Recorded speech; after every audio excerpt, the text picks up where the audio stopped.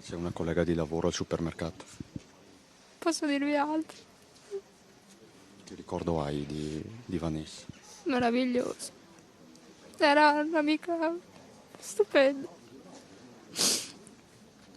La ricorderò per sempre. Era una persona meravigliosa. Una persona migliore non lo potevi trovare. Arianna, le lacrime sgorgano tra la voce rotta. Ha lavorato fianco a fianco di Vanessa in quel supermercato che insieme a lei ha condiviso la pressione del suo carnefice. Ne ricorda il sorriso, la bontà, la luce negli occhi per la vita e l'amore per il suo bambino.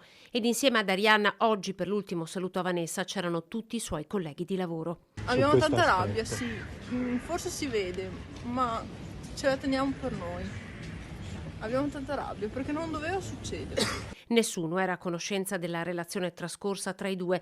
Fandagi era per loro un semplice cliente attratto da Vanessa, ma diverse commesse avevano intercettato nel tempo quella presenza come un'ossessione. Noi avevamo paura, sì, però cosa potevamo fare? Niente. Però, perché avevate paura?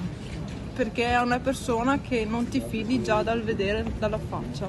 Se lei ci diceva cosa potevamo fare, lo facevamo. Magari denunciare anche noi ragazze, facevamo una denuncia. Anche se facevamo una denuncia, magari non serviva. E io mi dico ancora a cosa servono le leggi. Tra le centinaia di testimonianze di vicinanza, quelle per la famiglia. Sono amica della nonna e mi fa male il cuore perché so quando che è nata Vanessa.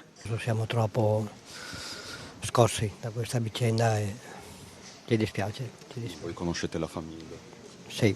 Nicola, il ragazzo. Nicola, sì. Lavora per noi, è non un dipendente, ma comunque siccome lui fa posatore di piastrelle, quindi era un nostro, diciamo, collaboratore.